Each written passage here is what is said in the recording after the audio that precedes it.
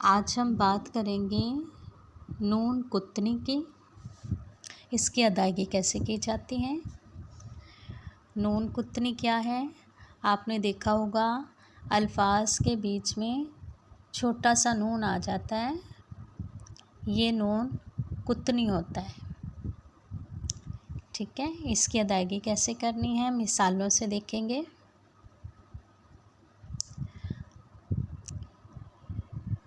नूहुन इब्नहु, नूहु। ठीक है, जैसे अदायगी करते हैं पेश की, वाव मद्दा की, ये तो वैसे ही पढ़ा जाएगा।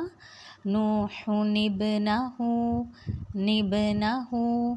नून के नीचे ज़ेर होती है, इसको अगले वाले हरफ से मिलाकर पढ़ना होता है। नूहुन इब्नहु। बा पर यहाँ हम कलकला भी करेंगे मिलाते हुए, क्योंकि बा पर जज़म है।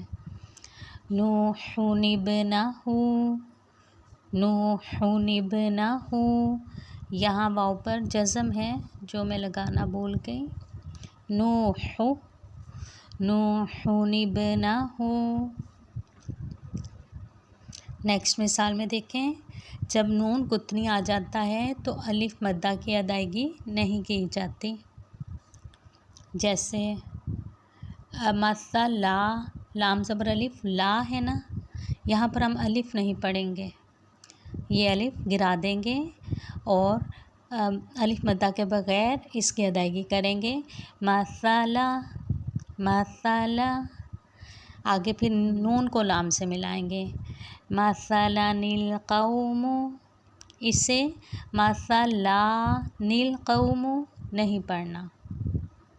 ठीक है, अलिफ मद्दा की सूरत में इसका आपने ख्याल रखना है। अलिफ मद्दा में से अलिफ को गिरा देंगे, सिर्फ ज़बर रह जाएगी, ज़बर की अदायगी करेंगे।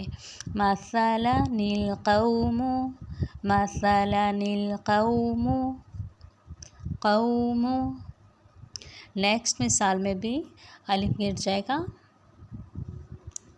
इससे हम आदा नहीं पढ़ेंगे, सिर्फ ताल को ज़बर के साथ पढ़ेंगे। आदा, आदा, आदानिल ऊला। नून फिर लाम से मिल रहा है। आदानिल ऊला, आदानिल ऊला। ठीक है, फिर कई बार जब नून कुतनी आता है तो बीच में आयत का निशान होता है, स्टॉप होता है।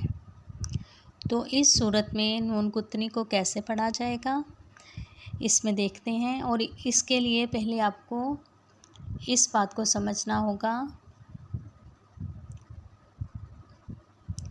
कि अगर आयत का आगाज़ ऐसे अल्फाज से हो जिसमें अलिफ खाली हो तो उनको कौन सी हरकत दी जाती है, ऐसे अलिफ़ात को कौन सी हरकत देनी है ये देखेंगे पहले, फिर आपके लिए नून कुतनी की बाकी मिसालें समझना आसान होंगी। इसमें देखें, अगर तो आयत का आगाज़ ऐसे लफ्ज़ से हो रहा है जिसमें अलिफ लाम आ रहा है, जैसे अलिफ लाम हम देख रहे हैं ना, अब अलिफ तो खाली है, अलिफ को कौन सी हरकत देंगे कि वो लाम से जुड़ जाए।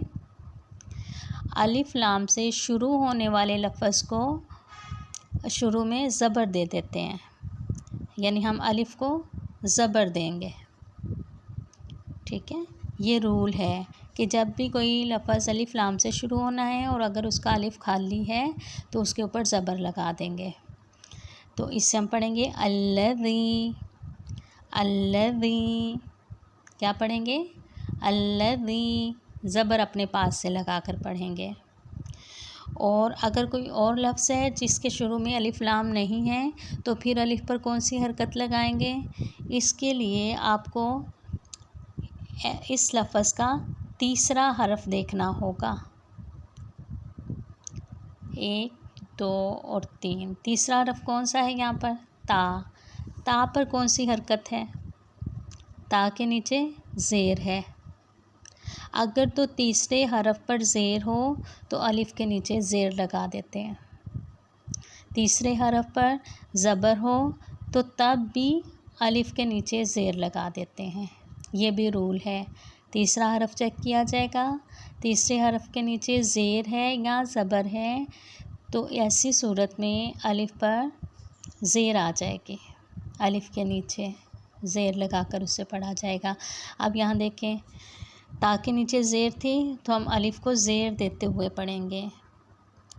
इस्तिकबारन, यहाँ पर हमने खुद से ज़ेर लगाई है। किस वजह से? क्योंकि यहाँ पर ज़ेर थी तीसरे हरफ के नीचे। इस्तिकबारन, इस्तिकबारन, इस्तिकबारन। नेक्स्ट मिसाल में देखें, यहाँ भी अलिफ खाली है हमारे पास, ठीक है। तो अब इसका भी थर्ड लेटर चेक कर लें, 2 और ये 3। तीसरा हरफ कौन सा है? हा पर कौन सी हरकत है? ज़बर। आपको बताया गया अगर तीसरे हरफ पर ज़बर हो या ज़ेर हो तो हम अलिफ को ज़ेर देंगे, दोनों सूरतों में, ज़बर की सूरत में भी और ज़ेर की सूरत में भी। इसलिए इसे कैसे पढ़ा जाएगा? इज़हब, इज़हब। ये खुद से लगानी होगी, यानी हमें कुरान पाक में लिखी हुई नहीं मिलेगी। इस रूल के तहत हमें खुद से अदा करना होगा इसको। इज़हब, अज़हब नहीं अदा करेंगे, वो गलत हो जाएगा। ऐसे इसे अस्तकबारा या इस अस्तिकबारा नहीं पढ़ेंगे, ये भी गलत हो जाएगा। नेक्स्ट है हमारे पास, अगर तीसरे हरफ पर पेश हो तो फिर अलिफ पर पेश लगाकर पढ़ते हैं। उदखुलूहा, यहाँ हम देख रहे थे ख्वा पर पेश है और ख्वा तीसरा हरफ है, तो इसके तहत हम अलिफ पर पेश लगा देंगे। उदखुलूहा, उदखुलूहा।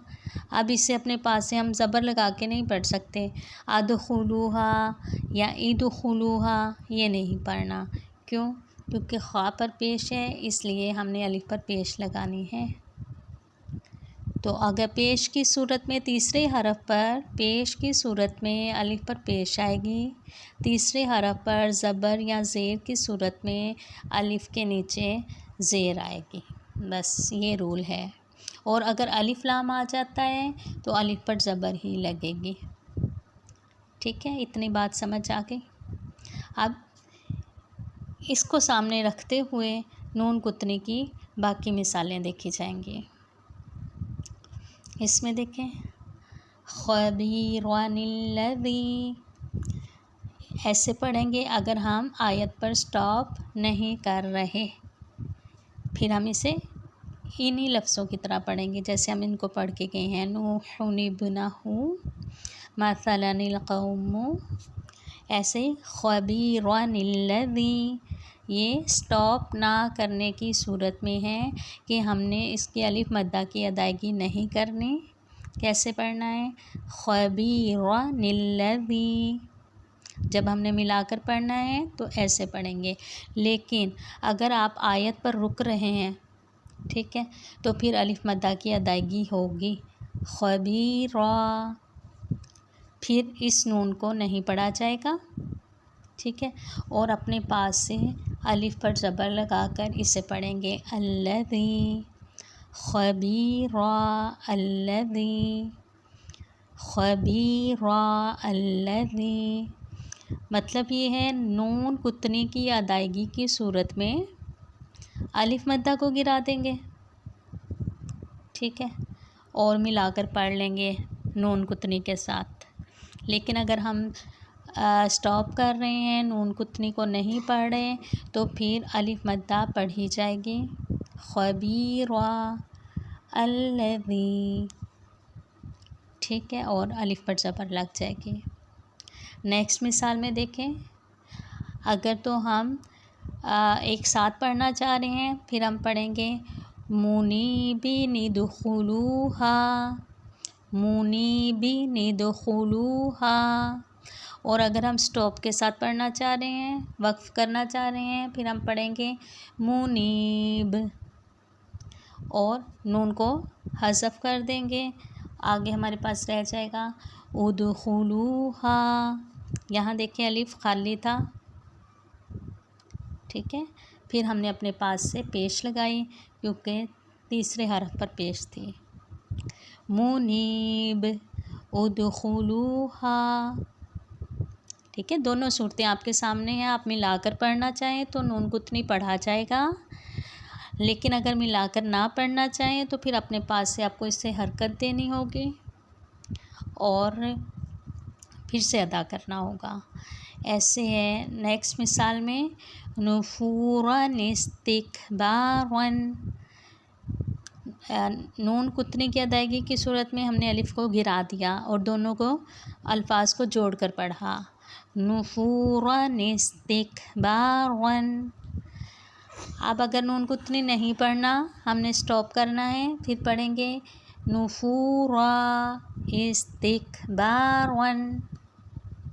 हमज़ा के नीचे ज़ेर लगा दी ना, इस्तिकबारन। नेक्स्ट मिसाल है तू वनिज़हब। मिलाकर पढ़ने की सूरत में तू वनिज़हब। अगर हम मिलाएंगे नहीं, वक्फ़ करना चाह रहे हैं तो फिर नून नहीं पढ़ना, नून कुतनी नहीं पढ़ना। क्या पढ़ेंगे? तू वा इज़हब, तू वा इज़हब। ठीक है, आपने लेसन को अच्छे तरीके से रिपीट करना है, मिसालों पर गौर करना है। आपको कोई बात नहीं समझ आ रही, आप कंफ्यूज हो रहे हैं किसी बात से, तो आप ज़रूर पूछिए। जज़ाकुमुल्लाहु खैरा। अस्सलामु अलैकुम व रहमतुल्लाहि व बरकातुहू।